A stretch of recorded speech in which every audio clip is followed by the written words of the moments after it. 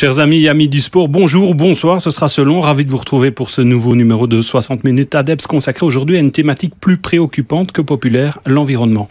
L'environnement, la nature, le climat sont des termes qui se sont imposés dans les débats politiques et médiatiques depuis plusieurs années. Aujourd'hui, plus que jamais, ils s'intègrent dans nos discussions quotidiennes. Au-delà des mots, ces termes sont dorénavant synonymes de préoccupation, d'inquiétude, d'angoisse et malheureusement, dans certains cas, de pertes humaines.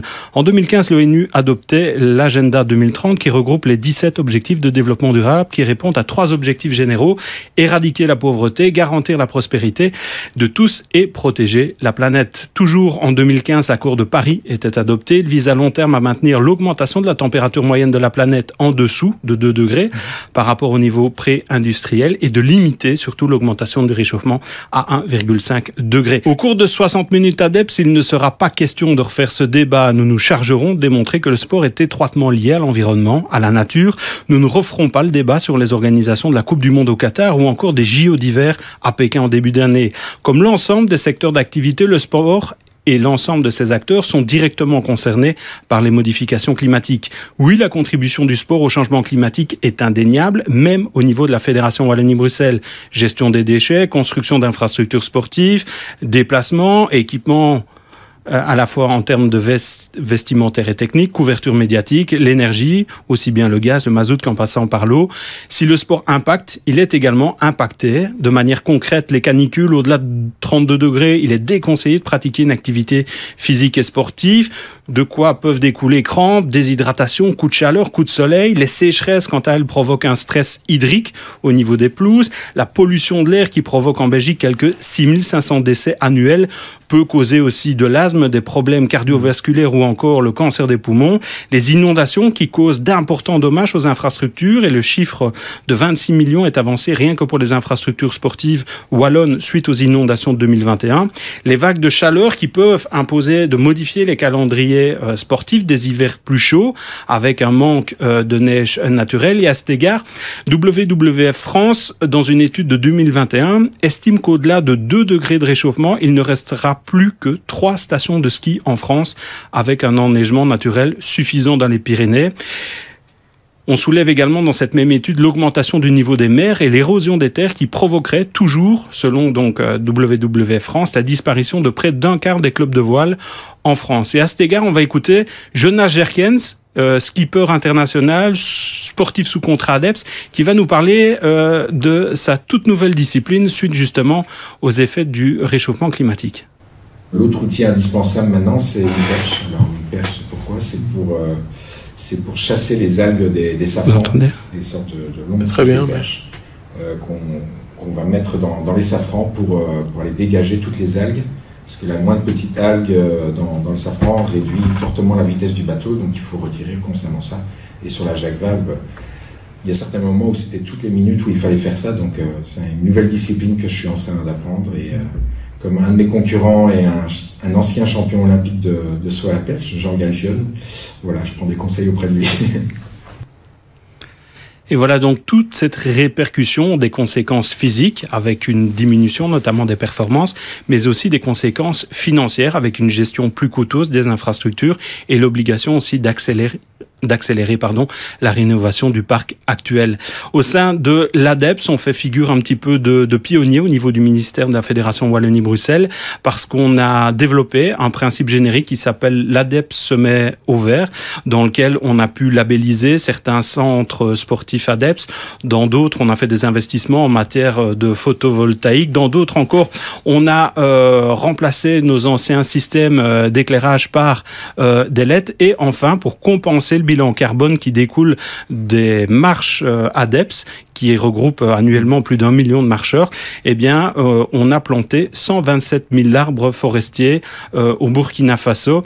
Et donc, ça permettra de compenser près de 8000 tonnes de CO2 sur 15 ans. Aujourd'hui, pour débattre de cette thématique, on accueille Benoît Sotio à ma gauche, directeur de la Fédération sportive des pêcheurs francophones de Belgique, Antoine Wouters, qui est conseiller à l'AFT, la Fédération francophone de tennis, mais qui est également le cofondateur de la société Boons, et enfin Xavier Erdekens, qui est le gestionnaire du centre sportif d'Andenne et administrateur de l'association des établissements sportifs. Bonsoir, merci d'être présent. Alors, première question qu'on peut se poser, on va commencer par Antoine. les citoyens en tant que tels, ils sont sensibilisés, ils sont mobilisés, ils sont encerclés par les débats relatifs à l'environnement, à tout ce qu'il faudrait faire pour améliorer les choses. Mais est-ce que les sportifs, ils sont conscientisés? Est-ce qu'ils se sentent responsables aussi au niveau de leur pratique, de ce qui se passe dans la nature et de leur environnement direct? C'est une excellente question. Tout d'abord, merci de nous accueillir ici. Pour répondre à la question, oui, je pense qu'aujourd'hui, les sportifs, de manière générale, sont en tant que citoyens de plus en plus conscientisés par rapport aux problèmes environnementaux. Par contre, dans certains sports, comme le tennis ou le paddle par exemple, c'est pas toujours évident de faire un lien entre ma pratique sportive et mon impact environnemental.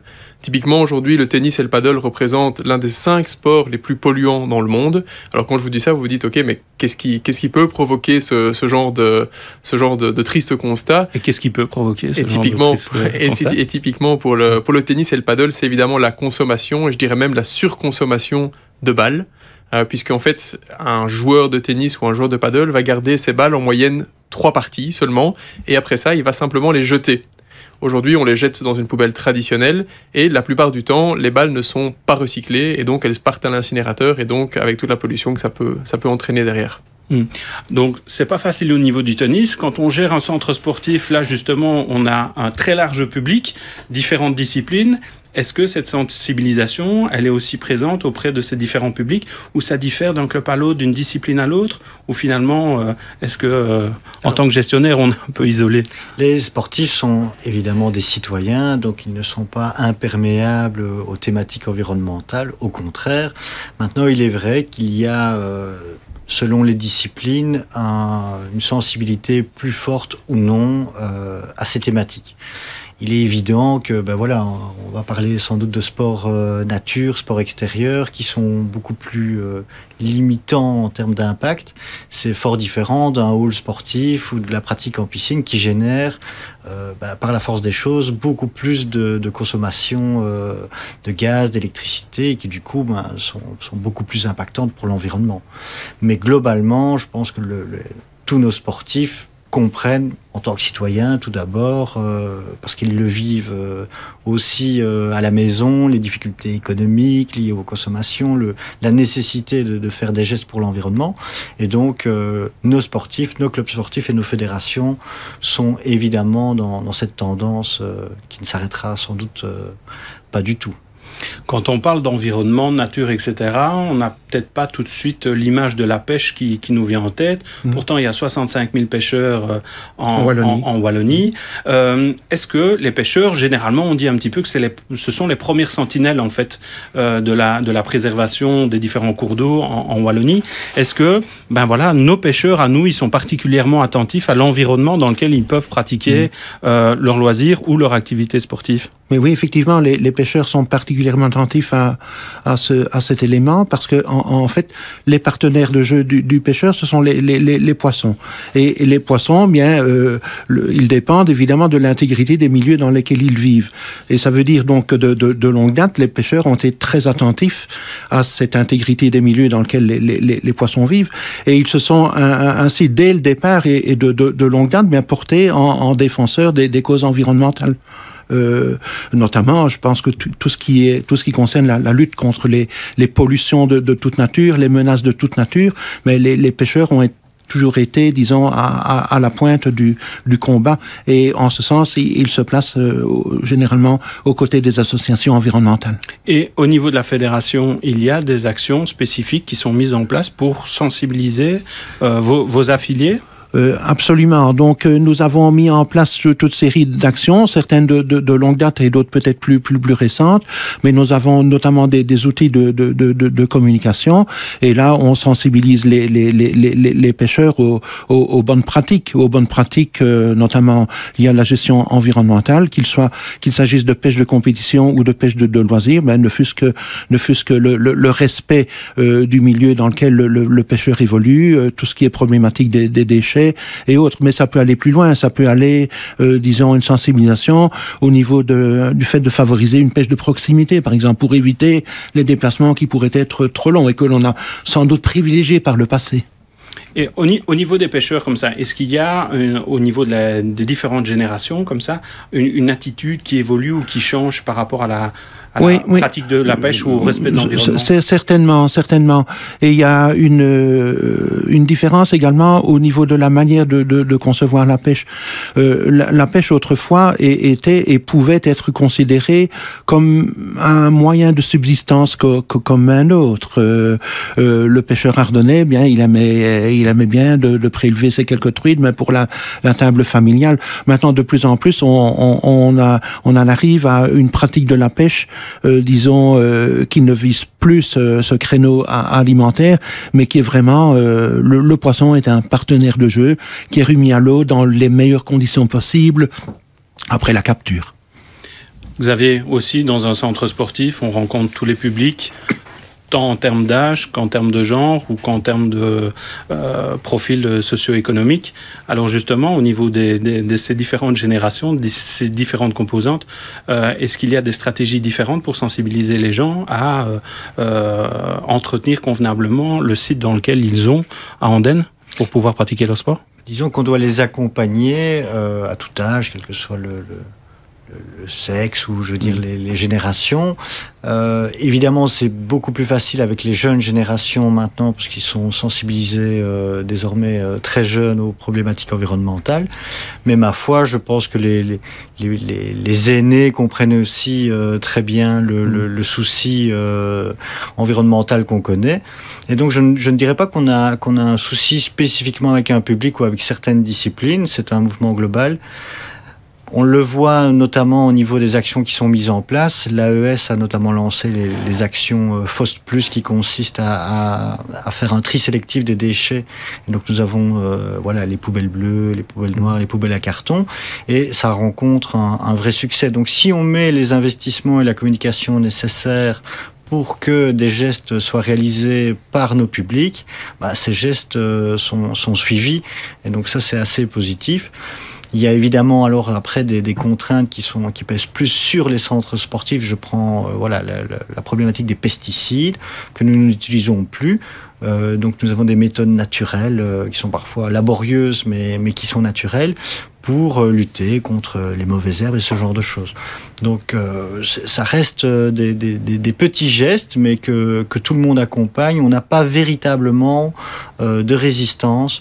Peut-être au niveau générationnel, effectivement, on le voit ici avec la crise énergétique et le coût des énergies. Nous sommes contraints de diminuer les températures de salle. Donc on avait des salles qui étaient plus ou moins aux alentours de 18 degrés et on les a désormais diminuées à 16 degrés. Ce qui est tout à fait convenable pour une pratique sportive. Mais certains publics scolaires, parfois, sont les enseignants qui disent « c'est un petit peu froid pour nos élèves ».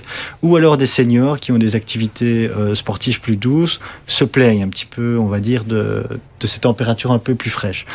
Mais je pense qu'il suffit de convaincre les gens du bien fondé de la démarche. Donc il y a un dialogue permanent qui doit être entretenu avec les publics. Effectivement, il faut expliquer et on doit sans cesse expliquer, d'autant que, notamment par rapport aux températures, il y a des ressentis très différents d'une personne à l'autre.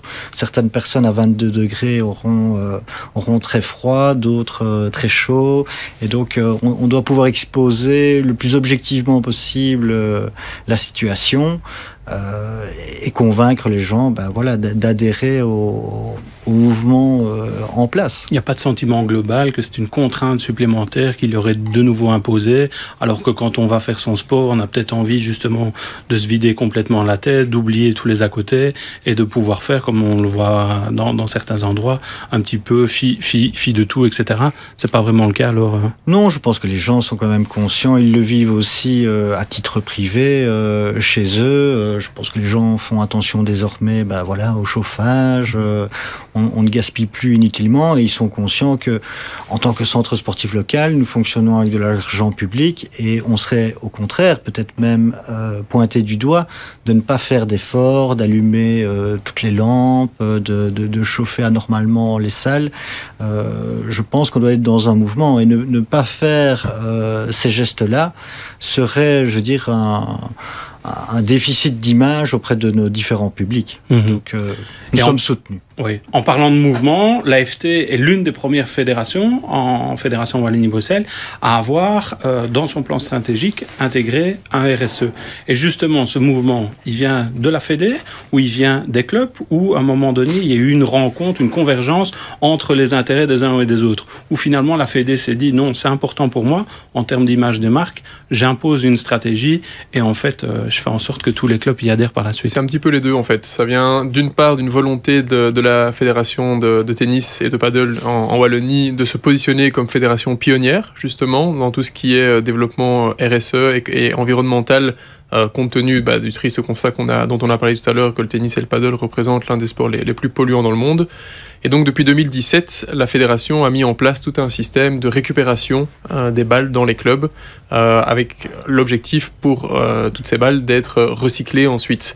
Dans un premier temps, l'objectif de ces balles, c'est d'être recyclées et d'en faire des nouvelles surfaces sportives pour des ASBL. Donc typiquement, depuis 2017, l'AFT a récolté un peu plus de 200 000 balles dans toute la Wallonie. Et ces balles ont été envoyées en 2022 dans une usine de recyclage, donc elles ont été broyées en petits granulats, et ces granulats vont être utilisés pour, comme je le disais, faire un sol sportif pour une ASBL, et un premier projet sera présenté, il y aura un appel à projet en 2023 pour le faire. Mais la fédération, évidemment, elle ne compte pas s'arrêter là, ça c'est une première étape au niveau des balles. J'entendais tout à l'heure, tu parlais du tri des déchets, j'en discutais aussi. Aujourd'hui, dans un club de tennis, il faut aussi imaginer qu'il y a en général une poubelle sur le terrain. Et dans cette poubelle, on va y retrouver des pots de bananes, on va y retrouver des canettes d'Aquarius, sans vouloir faire leur publicité, on va y retrouver parfois des balles, quand les joueurs n'ont pas le courage d'aller jusqu'à la poubelle spécifique pour les balles, pour les mettre dedans, on va y retrouver des tubes, donc vraiment tout un ensemble de choses. Et donc l'ensemble de ces déchets ne sont pas triés, et donc ne sont pas recyclés aujourd'hui. Et donc la volonté de l'AFT maintenant, en collaboration avec la jeune start-up Bounce, que je représente également, ce serait d'installer sur l'ensemble des terrains de tennis et de paddle en Wallonie, des poubelles de tri sélectif avec d'une part les déchets divers, je vais dire, d'autre part un emplacement spécifique pour les balles et un dernier espace spécialement pour tout ce qui est PMC dans lequel les tubes de balles et de tennis et de paddle peuvent aller pour essayer vraiment de recycler un maximum des déchets que peuvent produire un joueur de tennis ou de paddle. Donc là, la démarche est un petit peu, le sportif, entre guillemets, est un peu fainéant pour aller à la poubelle, donc on va amener les poubelles vers lui et lui offrir en fait une solution. C'est un petit peu ça, et je rejoins également ce que tu disais tout à l'heure, quand on change. En fait, ici, on parle vraiment de changer des comportements, de changer des mentalités, dans certains cas, et à partir du moment où on parle de changement, évidemment, les personnes ont besoin d'être accompagnées. C'est pas parce qu'on envoie un email depuis le comité du club de tennis que du jour au lendemain, tout le monde va se dire, ok, en fait, mes balles, maintenant, je vais aller jusqu'à la poubelle. Donc, il y a vraiment les deux éléments. Il y a d'une part l'accompagnement du changement au niveau des individus qui doit être pris en compte. Et donc là, il y a de la communication et il y a vraiment tout un ensemble de choses à mettre en place pour faire en sorte qu'il y ait une transition au niveau des comportements. Et puis d'autre part, c'est évidemment faciliter au maximum ce changement en essayant de retirer les frictions, en essayant de retirer les contraintes que les sportifs, même de bonne volonté, pourraient faire face, auxquels les sportifs de bonne volonté pourraient faire face pour être éco-responsables. Ouais. Comment ont réagi les clubs quand vous leur avez présenté justement ce RSE, cette différentes modalités et ce volet plus spécifique orienté vers l'environnement? Est-ce qu'ils ont justement, comme on en discutait tantôt, peut-être senti ça comme une contrainte ou comme une réelle opportunité?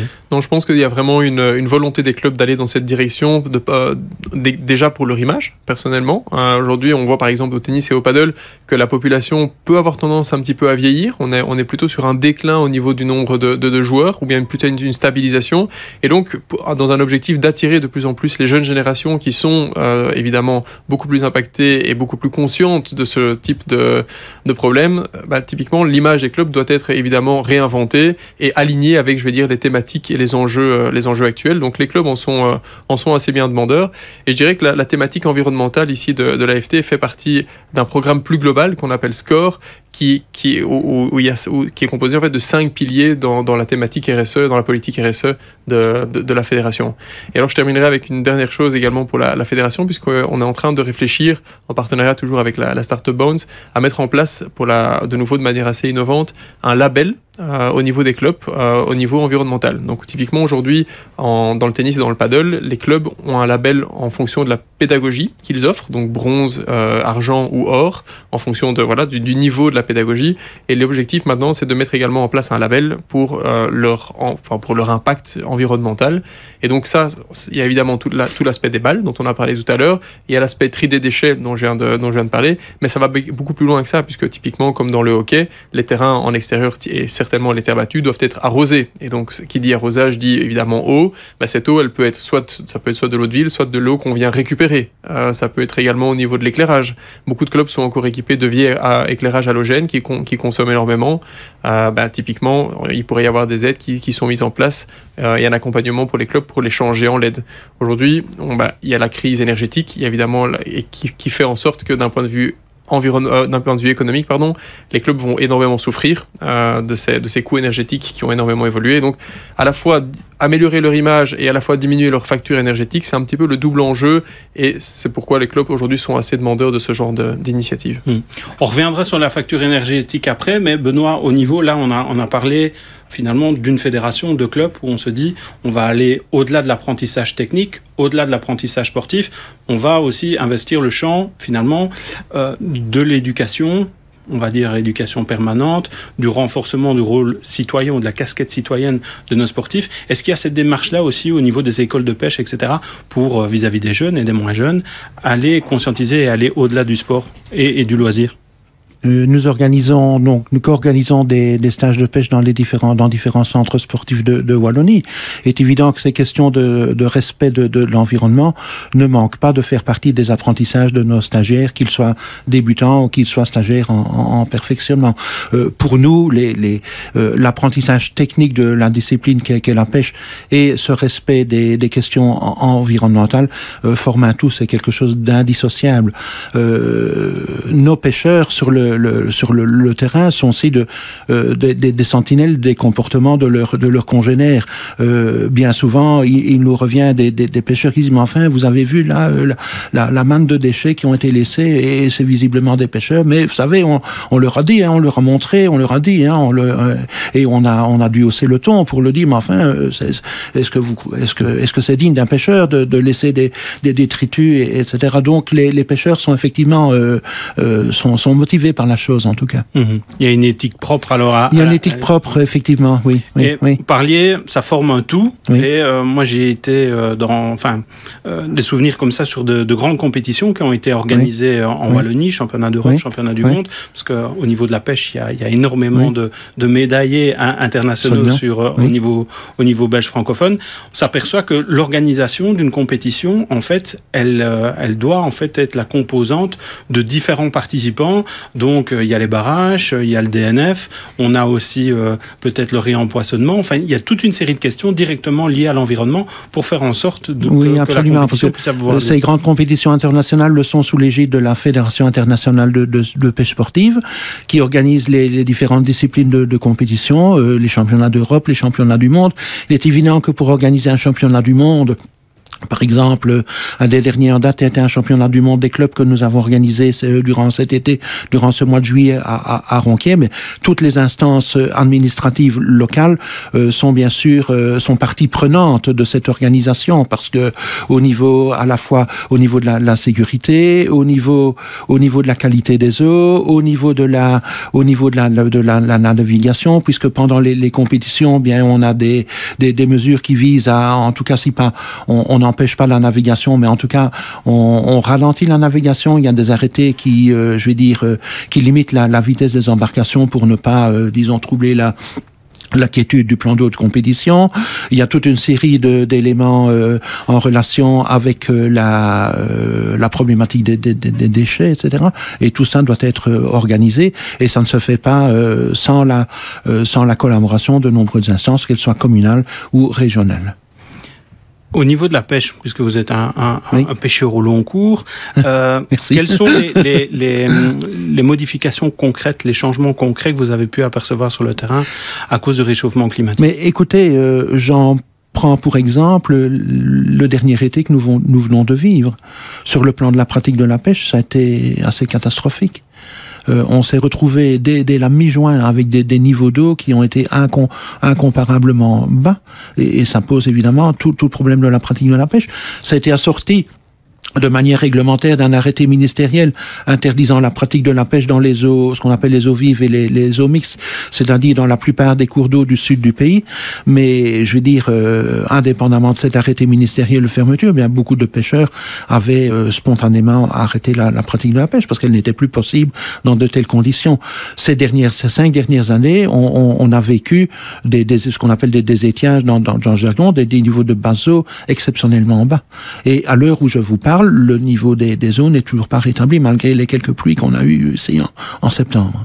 Et donc c'est ça aussi, en préparant l'émission, vous vouliez mettre l'accent aussi sur la différence entre la qualité de l'environnement et la qualité ou la préservation, en tous les cas, de la biodiversité. Oui, absolument. Donc, en fait, quand je parlais d'attention de longue date de la part des pêcheurs, il s'agit surtout d'une attention de longue date qui a visé l'intégrité des milieux piscicoles. Parce que les poissons sont des êtres vivants qui ont des conditions d'existence, des conditions d'habitat, des conditions de reproduction. Et toute une série d'actions humaines qui ont été menées l'ont été en dépit de ces conditions d'existence. Je vais prendre un exemple tristement d'actualité. Les inondations qu'on a vécues en juillet 2021. Eh bien, il faut savoir que ces inondations, je prends l'exemple de la semoie, par exemple, une espèce qui est le brochet, eh bien, les zones de frais, les zones de ponte du brochet sont les prairies inondées en fin d'hiver.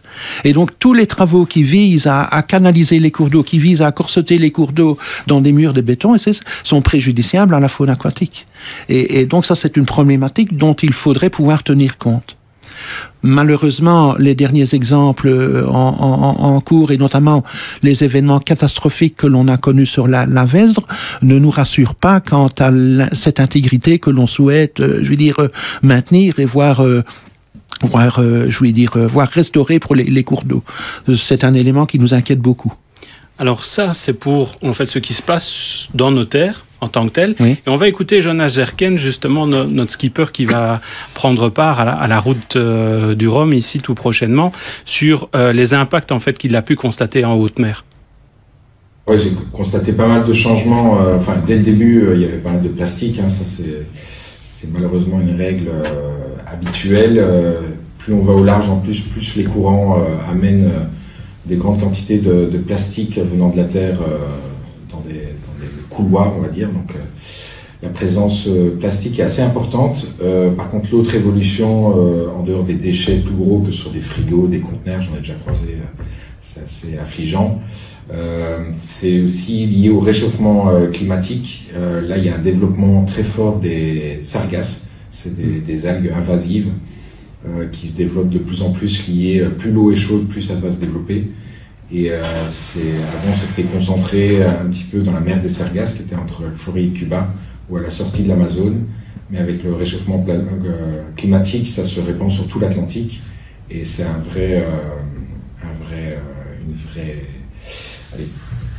vraie pénitence, en tout cas, de naviguer là-dedans, d'une part pour la performance, que dès qu'on a des algues dans les safrans, ça ralentit les bateaux, d'une part. Donc ça, c'est pour l'aspect compétition, mais c'est surtout... toutes ces algues-là atterrissent à un moment sur, par exemple, l'arc antillais, et c'est une catastrophe pour la biodiversité d'une part, mais aussi pour les économies locales, parce que généralement quand on va aux Antilles, on préfère avoir des plages de sable blanc, et là c'est plutôt des algues brunes qui pourrissent sur les plages, donc c'est une catastrophe à tous les niveaux. Alors dans un centre sportif, Xavier, est-ce qu'on constate aussi, outre ce que tu as déjà pu mentionner tantôt, par rapport à l'adaptation de certaines techniques pour désherber, etc., est-ce qu'on constate aussi les effets du changement climatique, en dehors peut-être déjà de la facture énergétique ? Alors dans un centre sportif, on n'est pas dans un milieu très naturel.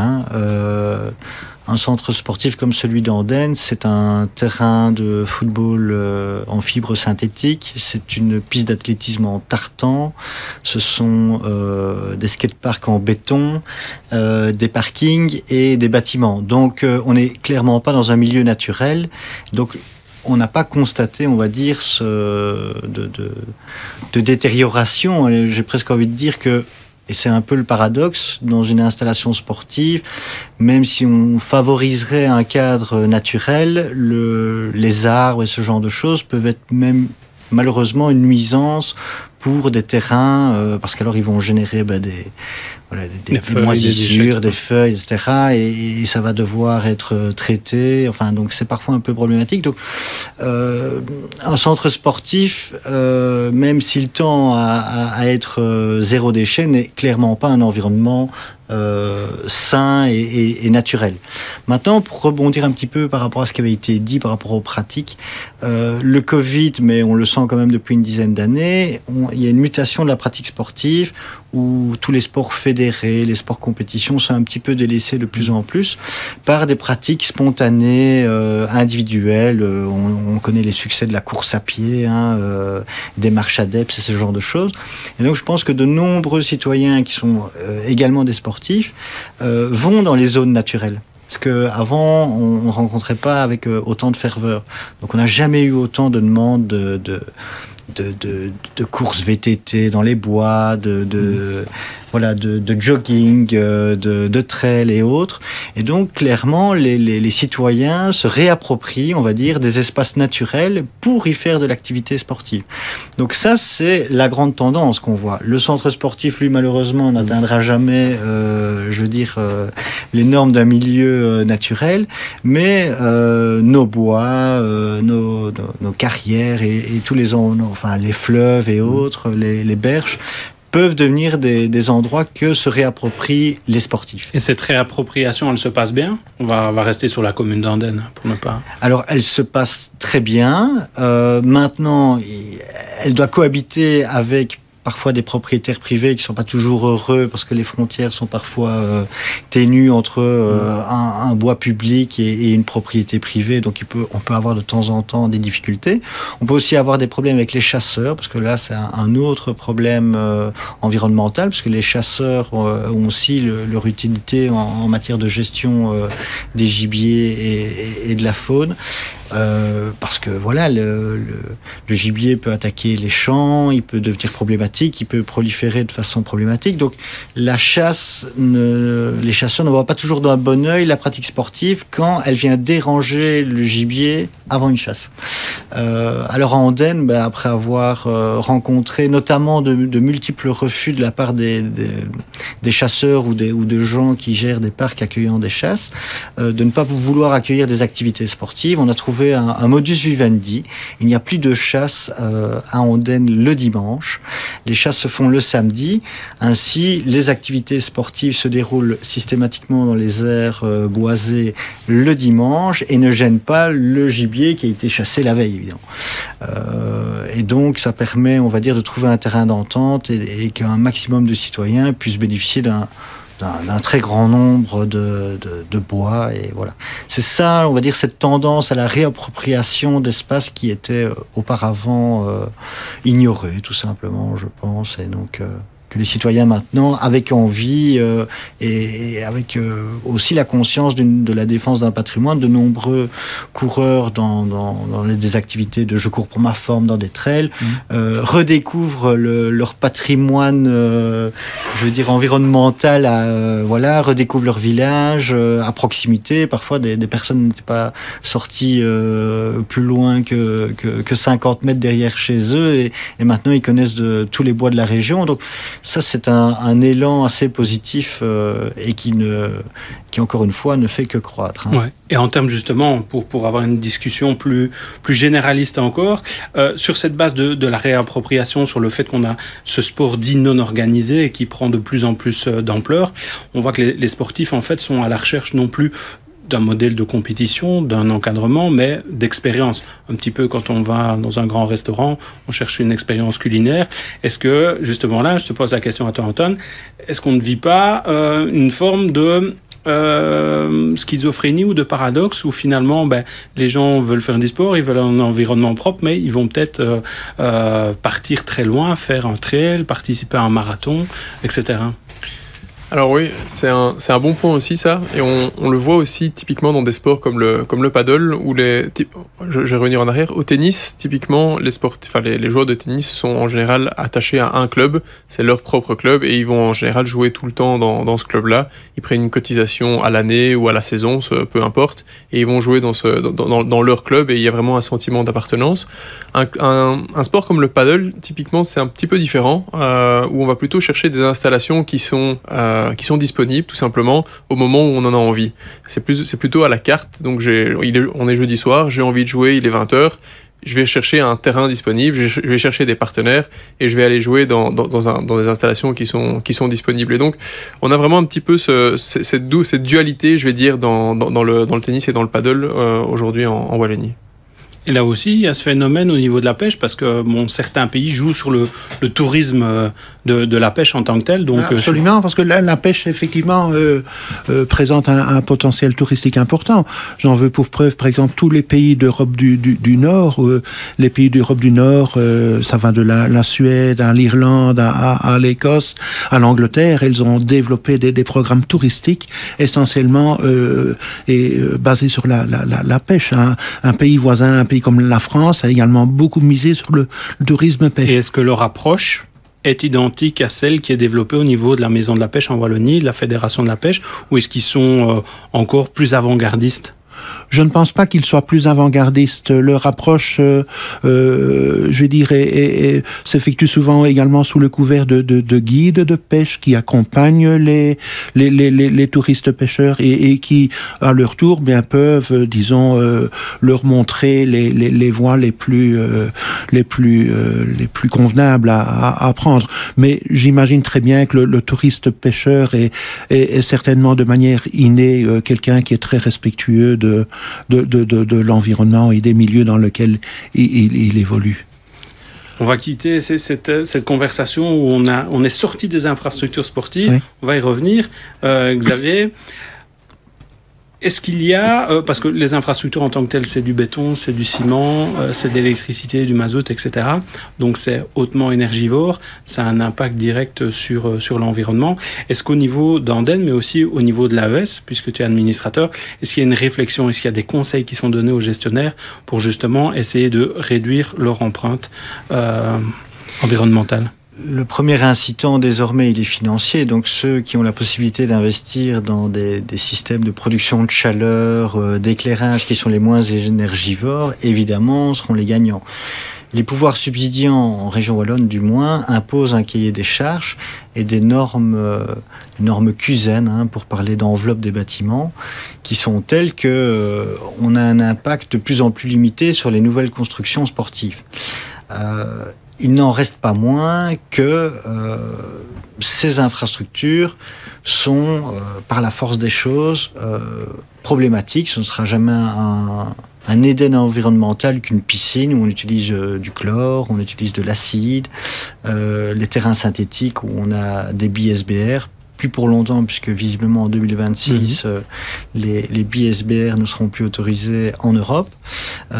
Une piste d'athlétisme, c'est du tartan, ce sont des composés chimiques qui ne sont pas anodins, les bétons. Donc voilà, certaines disciplines en tout cas doivent avoir des réflexions nouvelles. On peut penser au quai, voilà, il a le vent en poupe en Belgique et c'est très bien. Toutefois, un terrain de hockey doit être mouillé et donc on parle de quelques 16 mètres cubes en moyenne par match. C'est à la fois inquiétant quand on sait qu'on a des périodes de sécheresse d'aller mettre autant d'eau sur un terrain, eau qui ne pourra pas être réutilisée systématiquement, qui va s'évaporer. Donc il y a des pertes. Il faut en plus à la construction prévoir des cuves pour garder une eau quand on a de la pluie. Mais bon, quand on a des périodes de sécheresse telles qu'on les a connues, ça veut dire qu'on doit jeter toutes les 2 heures sur un terrain autant de volume d'eau. Voilà. Il y a des réflexions qui sont en place, je pense, tant à la fois au niveau des fédérations, au niveau des centres sportifs, au niveau des fabricants, on va dire, de solutions sportives pour diminuer l'impact environnemental, mais voilà, il y a des limites à toute une série comportement. Et ça reste une activité humaine qui est malheureusement génératrice de carbone et de déchets. Et est-ce que dans la situation actuelle, à la fois un problème environnemental, à la fois l'augmentation des factures énergétiques, en tant que gestionnaire, on ne va pas parler simplement d'Anden dans ce cadre-ci, mais est-ce qu'il y aurait une réflexion de dire il y a certains types de disciplines qu'on ne voudrait pas ou pour lesquelles on ne va pas investir justement parce que la facture énergétique est trop importante ou la facture environnementale est trop importante? Alors, à l'heure actuelle, l'AES a fait un recensement auprès des différents gestionnaires. Dans les halls sportifs classiques, on jouerait basket, mini-foot. On a une augmentation de l'électricité, en tout cas en termes de prix, qui a doublé par rapport à 2021 et qui en gaz a triplé. Ce qui fait une augmentation des coûts de quelques 70 000 € pour chaque centre sportif. Je parle d'un hall sportif relativement simple. Pour les piscines, c'est la même proportion, mais autour de 250 000 € de frais énergétiques additionnels. Ce sont des montants considérables pour des communes. Mais à l'heure actuelle, aucun gestionnaire et aucun membre du personnel politique n'ait émis le souhait d'écarter une discipline parce que son impact environnemental serait ou financier pour le coup ici également.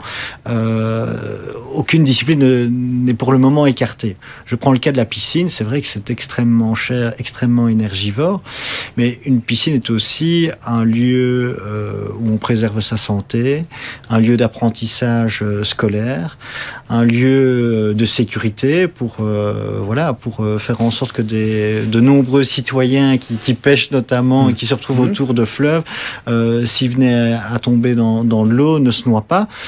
Donc il y a des outils qui sont quand même indispensables, on va dire, au beau fonctionnement de l'enseignement, de la vie sportive, du loisir. On ne peut pas malheureusement tout supprimer. Comment est-ce qu'on parvient alors en tant que gestionnaire à conserver cet équilibre, vu la situation actuelle, entre on doit offrir un service à la population, on doit promouvoir le sport, c'est une des missions directes d'un centre sportif local, et en même temps, conserver l'équilibre financier et ne pas se mettre en difficulté à ce niveau-là. Est-ce qu'à un moment donné, on réduit un petit peu les activités sportives pour faire plaisir aux financiers, ou est-ce que le financier, on trouve d'autres solutions pour ne pas impacter l'activité sportive? On rationalise davantage, on réfléchit, on optimise tout ce qu'on peut optimiser. On baisse les températures, le moindre petit réglage qui permet de gagner des kilowattheures, de ne pas chauffer. On impose aussi parfois à certains clubs qui voulaient jouer, par exemple, à telle heure, dans telle salle, de leur dire écoutez, nous, on va concentrer l'ensemble des activités sur un site, de sorte que on n'est qu'un lieu à chauffer, pas un deuxième. Vraiment, chacun doit y mettre du sien. Donc on doit aussi convaincre nos interlocuteurs, les clubs, de ne plus jouer dans un endroit où vous avez habituellement l'habitude, etc. Donc chacun a perdu un petit peu en confort, mais le cœur de l'activité n'a pour le moment jamais été menacé. Ça, c'était quelque chose Et avec la casquette au niveau de l'AES, est-ce qu'on peut remarquer qu'en Wallonie ou à Bruxelles, il y a certains centres qui, malheureusement, ont peut-être dû, à un moment donné, réduire leur voilure pour rester dans un cadre budgétaire soutenable? Évidemment, tous réduisent la voilure. C'est un acte de bonne gestion. Ne pas y penser serait de la gabegie à l'heure actuelle. Donc, contraint et forcé, tout le monde le fait. Maintenant, c'est la difficulté dans certaines communes, c'est que le sport est parfois le parent pauvre et donc n'a pas toujours les soutiens humains, logistiques et financiers nécessaires. Et donc, certains gestionnaires, certains centres sportifs se trouvent un petit peu dans des impasses et donc vont certainement finir l'année dans le rouge. Donc ici, au niveau de l'AES, on plaide pour une meilleure reconnaissance et un meilleur financement de l'ensemble des activités sportives, sans cibler uniquement les centres sportifs, mais je veux dire, ça peut être les clubs sportifs, les infrastructures sportives, considérant que le droit de faire du sport est aussi un droit fondamental et que la culture, l'enseignement, bien des activités sont subsidiés, soutenus, que le sport l'est évidemment, mais qu'il pourrait encore l'être davantage. Et ça, c'est un message lancé à tous les échelons de pouvoir, voilà, indistinctement. Le message est passé, je crois. Donc, tu l'évoquais au niveau des infrastructures, il y a certaines techniques qui permettent à un moment donné de faire des réductions. Là, on a un bel exemple avec Boons au niveau du tennis. Peut-être nous exposer un petit peu ce que vous avez pu développer et proposer au sein de nos clubs. Alors, de manière générale, c'est un petit peu similaire aussi pour les clubs de tennis et de paddle. Il n'y a pas un message fort et clair de la fédération par rapport à ça, c'est un petit peu du cas par cas. Aujourd'hui, quand on joue au tennis en hiver, très certainement, on va le faire soit dans des infrastructures qui sont déjà couvertes, soit dans des bulles qui sont montées sur des terrains qui sont extérieurs en hiver. Certains clubs ont pris la décision de ne pas monter de bulles, ou bien parce qu'une bulle, évidemment, il y a un système qui doit la maintenir levée pendant toute la saison d'hiver. En plus de ça, il faut la chauffer. Donc voilà, il y a certains clubs qui ont simplement pris la décision de faire l'impasse sur leur saison hiver. Dans tous les cas, ou en tout cas dans la grande majorité des cas, c'est la même chose également pour le tennis et le paddle. Ils vont avoir tendance à diminuer la température qui est dans des infrastructures intérieures, de manière générale, de 1, 2, 3 degrés en fonction de ce qu'ils avaient prévu. Et également d'essayer de rationaliser les infrastructures. Typiquement, dans un club comme à la Hulpe, on va avoir une bulle et on va avoir une structure couverte. Quand on voit qu'on a deux parties, une dans la bulle et une dans la structure couverte, on va appeler les joueurs en demandant tiens, est-ce que vous voulez bien vous mettre tous les deux dans la même structure pour éviter de devoir chauffer inutilement un énorme volume pour simplement une partie. Alors de manière plus générale aussi par rapport à l'AFT et à Bounce, je l'ai évoqué tout à l'heure, les balles sont le facteur malheureusement qui explique la triste position du tennis et du paddle comme étant un des sports les plus polluants dans le monde. Et donc l'objectif de la fédération en collaboration avec Bounce, c'est vraiment d'avoir un impact sur l'ensemble du cycle de vie des balles. Donc le cycle de vie d'une balle, c'est quoi? C'est la production, c'est l'utilisation et ensuite c'est sa récupération en vue de la recycler. Le fait de vouloir mettre en place une économie circulaire, c'est d'avoir un impact sur chacune de ces étapes de la balle. Donc typiquement, on a déjà parlé pour le recyclage, l'objectif de la fédération en collaboration avec Bounce, c'est de récupérer toutes ces balles en vue de les recycler. Aujourd'hui, pour en faire des sols sportifs, demain, on aimerait bien récupérer à la fois la feutrine et à la fois donc le jaune autour de la balle et à la fois le caoutchouc qui la compose, séparer ces deux éléments et recréer des nouvelles balles à partir d'anciennes balles. Et donc vraiment créer cette économie circulaire, c'est assez innovant. Ça, c'est une des volontés. Et évidemment, l'autre problème, comme je le disais, c'est la surconsommation de balles. Aujourd'hui, un joueur de tennis ou de paddle va garder ses balles en moyenne 2 ou 3 parties maximum. Après, à cause de la pression, en général, dans 85% des cas pour le tennis, dans plus de 99% des cas pour le paddle, la pression va faire que le joueur va plus avoir les bonnes sensations et ne va plus prendre du plaisir avec ses balles. Et donc, il va préférer ouvrir un nouveau tube de balles pour sa prochaine partie. Donc l'objectif de Bounce, ça a été également de multiplier la durée de vie des balles par 3 en moyenne. Et donc on propose aujourd'hui 2 solutions. Une pour les joueurs, ça se présente sous forme d'un tube, un peu comme un tube de balle traditionnel. Simplement, il y a une pompe intégrée qui permet de recréer le même niveau de pressurisation que dans un tube de balle neuve. Ce qui fait qu'une balle entre deux parties ne va plus perdre sa pression et donc on va pouvoir l'utiliser en moyenne 3 fois plus longtemps. Ça, c'est pour les joueurs, donc de tennis et de paddle. Et alors pour les écoles, qui sont plutôt des gros consommateurs de balles avec des paniers de balles, en général en moyenne 50 balles par panier pour donner des cours, on a développé également exactement le même principe, mais c'est plutôt sous forme d'une cuve qui permet d'accueillir jusqu'à 400 balles. Et donc l'école de tennis, en fin de semaine, va venir mettre ses balles dans la cuve, va prendre les balles qui sont restées sous pression pendant une semaine dans la cuve et va vraiment jouer avec 2 jeux de balles en parallèle. Et donc un jeu de balles avec lequel je joue, un jeu de balles qui est en repressurisation. Ça permet donc d'une part de diminuer par 3 la consommation de balles d'une école de tennis. Mais il faut savoir que les balles pour une école de tennis, ça représente le 3e plus grand centre de coût, après la location des terrains et le salaire des professeurs. Et donc, typiquement, là, on propose une solution qui à la fois permet de rendre plus éco-responsable l'image de l'école de tennis, mais également de réduire par 3 son coût, son 3e plus grand centre de coût. Donc sur base d'un constat, sur base aussi du contexte, il y a des opportunités pour être créatif, développer de la technologie, donc éventuellement créer de l'emploi, créer aussi une nouvelle économie à travers ça, quoi. Bien sûr, c'est l'objectif et c'est vraiment ce partenariat avec la fédération qui nous permet d'avancer rapidement. Aujourd'hui, une start-up, on le sait, hein, c'est typiquement en termes de communication et de moyens financiers pour avoir de la visibilité qu'il peut y avoir un certain nombre de soucis. Ici, avec le soutien de la fédération, ça nous permet de très rapidement toucher l'ensemble des clubs en Wallonie. Et je doublerai ça également avec le politique, puisqu'on a déjà été en contact assez bien avec typiquement le ministère de l'Environnement, qui a tendance à essayer de subsidier, au travers de l'ADEPS également, subsidier certains de ces équipements qu'on pourrait mettre à disposition des clubs en vue de rendre ces clubs plus éco-responsables. Est-ce que comme ça, à l'étranger, un club de tennis ou autre, tu as pu aussi découvrir des initiatives particulières qui ont pu être développés aussi? Tout à fait. Donc typiquement, il ne faut pas aller très loin. En France, ils ont exactement le même principe de récupération des balles, qui est pas aussi abouti que ce qu'on aimerait bien mettre en place ici en Belgique. Donc on va vraiment essayer de faire de la Wallonie un pionnier européen en matière d'exemplarité éco-responsable. En France, ils ont déjà ce système où ils vont rechercher les balles et créer des centres sportifs avec.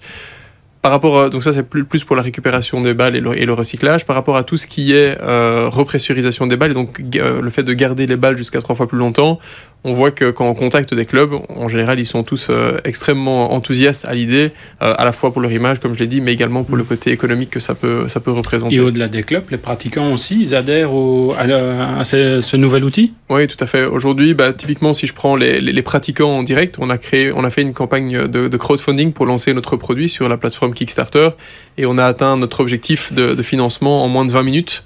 Et en 40 minutes, on avait fait 200% de l'objectif initial. Donc il y a vraiment un énorme engouement par rapport à ce type de solution. Et l'objectif, c'est vraiment que demain, un tube bounce, donc un repressuriseur de balles, fasse partie de l'équipement de base, au même titre qu'une raquette ou qu'un tube de balle de tout pratiquant, et que la cuve bounce fasse partie en fait du matériel de base. Tu veux ouvrir une école de tennis ou de paddle, t'as tes balles, t'as tes paniers, t'as tes cônes, mais t'as ta cuve qui te permet de garder tes balles plus longtemps. Il y a d'autres idées comme ça qui sont dans les cartons ou on peut rien dire? Il y a d'autres idées, mais qui viendront prochainement. Toujours pour le tennis ou pour le sport en général? Toujours pour le tennis et le paddle. Voilà. Benoît, quels sont pour toi les grands défis auxquels le sport et puis la pêche en particulier vont être confrontés dans les années qui viennent, suite justement à cette problématique liée à l'environnement et au réchauffement climatique? Je voudrais faire une petite parenthèse en ce qui concerne la pêche. La problématique du réchauffement climatique est très importante. Elle est l'objet de notre préoccupations du jour. Elle est l'objet de préoccupations qui se font au niveau international et pour l'instant se tient la COP27 en Égypte. Et on attend, le citoyen attend beaucoup de décisions par rapport à cette lutte contre le réchauffement climatique. Je veux dire, effectivement, parce qu'on s'est rendu compte, on se rend compte que les glaciers, les glaciers ne sont plus l'ombre de ce qu'ils étaient. On est en train de démanteler des télésièges de stations de sport d'hiver de moyenne montagne, etc. Il y a toute une série de questions auxquelles le sport est confronté liées à cette problématique du réchauffement climatique. En ce qui concerne la pêche, je voudrais tout de même en profiter pour signaler quelque chose qui peut paraître paradoxal. En termes de réchauffement climatique, eh bien, on mise beaucoup sur les énergies dites vertes. Il y a les éoliennes. Bon, les éoliennes, elles n'impactent en rien la pratique de la pêche, mais il y a les centrales hydroélectriques. Les centrales hydroélectriques qui sont, qui équipent un bon nombre de barrages et dont on veut équiper la plupart des barrages de nos fleuves. Ces centrales hydroélectriques, elles pèsent lourdement, je dirais, et malheureusement, sur l'intégrité des populations de poissons. Parce que ces centrales hydroélectriques, elles agissent comme comme des pièges mortels pour les poissons migrateurs. Et d'une part, on s'installe dans une dynamique de tentative de restauration de certaines espèces emblématiques tels que le saumon et l'anguille qui est menacée au niveau européen. Mais notre skipper nous parlait de la mer des Sargasses. Il faut savoir que la mer des Sargasses est un des lieux, de reproduction justement des populations d'anguilles. Les populations d'anguilles au niveau mondiale, au niveau européen, en tout cas les populations d'anguilles européennes se sont vraiment cassées la figure. Les stocks de civelles, donc de petites anguilles transparentes dans les estuaires, ne sont plus que l'ombre de ce qu'ils devraient être, de ce que ces populations devraient être. Il faut savoir que l'équipement des barrages avec des centrales hydroélectriques, et certaines portent le nom de fish friendly, autrement dit amis des poissons, mais il faut dire que c'est un certain antagonisme. Donc il faudrait penser en tout cas ces centrales hydroélectriques. Il faut en tout cas, il faut en tout cas remettre leur placement, leur construction. Il faudrait mettre ça en balance par rapport aux pertes de biodiversité. Ouais, c'est un élément sur lequel, toujours conserver l'équilibre. Toujours conserver un certain équilibre. Et je dois dire que évidemment, avec toute cette problématique, cette pression qui est certes légitime par rapport aux atteintes d'objectifs en termes d'atténuation des règlements climatiques, on a l'impression qu'on peut être et que la biodiversité peut encore être le parent pauvre de cet équilibre. Même question, Antoine, les grands défis du sport suite au constat qu'on a pu poser en tout début d'émission pour les années à venir. Le grand défi pour le tennis et le paddle ? Ou du sport en général. Je rejoins assez bien le constat ici. Donc il y a évidemment tout l'aspect énergétique, il y a évidemment l'aspect biodiversité qu'il ne faut pas oublier. Je pense que certains sports qui sont plutôt des sports historiques, je vais dire, comme le tennis, ça va être sans cesse de se renouveler et de continuer à plaire aux jeunes générations et de pas mourir en fait simplement quand on voit d'autres sports qui sont plus jeunes, plus dynamiques comme le paddle. Je pense que ce sont des sports qui vont avoir à cohabiter pendant, et je l'espère sur les prochaines années.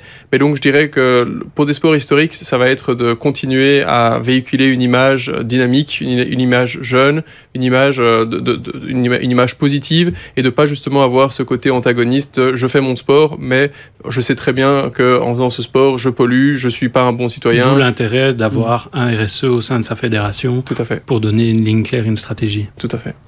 Xavier, aussi, même question, les grands défis, en tant que gestionnaire. La diminution de l'impact environnemental de la pratique sportive, mais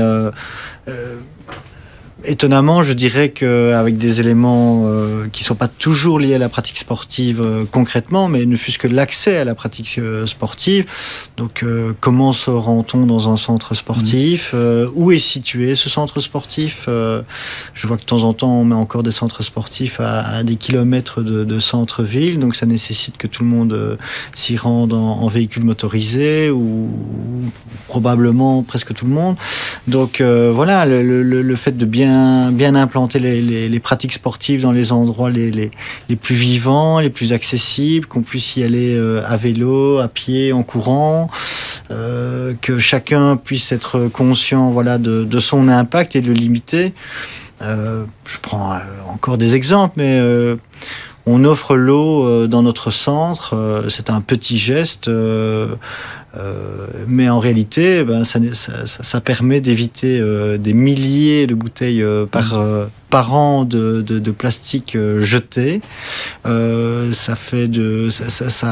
Ça renforce, je veux dire, cette eau potable qu'on a à disposition pour très peu d'argent et que les gens ne consomment pas toujours, alors que dans la pratique sportive, c'est quelque chose d'essentiel. Donc c'est être un acteur responsable et faire en sorte qu'un maximum de gens fassent de la pratique sportive, parce que c'est quand même sain, et je pense que la pratique favorise aussi un épanouissement personnel, un épanouissement collectif, mais qui soit responsable. Et alors, ultimement, probablement, la réappropriation des espaces non sportifs, qu'on quitte les terrains de sport pour se réapproprier de nouvelles disciplines dans les bois, sur l'eau, dans les champs, qu'importe. Ben c'est un très beau sujet qui pourrait éventuellement servir à un autre numéro de 60 minutes ADEPS. On va juste clôturer avec de nouveau une intervention de Jonas Jerkens. Donc on dit généralement que nos sportifs de haut niveau, ils ont un impact sur la population, jeunes, moins jeunes, qu'ils peuvent diffuser des messages et qu'ils ont aussi une valeur d'exemplarité. On va l'écouter par rapport à ça. C'est la volonté. Après, on a une notoriété ou une médiatisation qui permet de le faire, mais on a plein de défauts aussi. Donc ça, il n'y a pas de souci. Moi, il y a mes projets de course au large et de haut niveau ont toujours été liés à des causes. Ici, je me suis bien impliqué dans Ici commence la mer, qui est soutenue par la Société publique de gestion de l'eau. Et c'est de sensibiliser les jeunes et les moins jeunes par rapport à le moins de petites crasses qu'on jette même à 300 km de la mer, il se retrouvera dans l'océan. Donc ça pollue directement, même si on est loin de la mer par exemple. La moindre lingette dans les WC, ça a un impact aussi sur l'environnement. Donc voilà, c'est sensibiliser constamment dans des classes. Je vais régulièrement dans des classes pour avoir des discussions avec les enfants et de faire ça de façon ludique, pas de voir les choses positives ou qu'ils se rendent compte tout simplement d'aller dans la cour de l'école ou dans le bois qui est juste à côté de chez eux, de prendre un sac poubelle et d'aller essayer de le remplir. Et ils sont hallucinés, que ce soit les adultes ou les enfants, de la vitesse où on remplit ces sacs poubelles. Donc voilà, c'est essayer de changer les mentalités de ce point de vue-là de façon globale. Voilà, c'était le mot de la fin par Jonas Gerkens, à qui on souhaite bon vent et bonne merde pour l'édition 2022 de la Route du Rhum. Et on se retrouve tout prochainement pour un numéro consacré aux violences dans le mouvement sportif.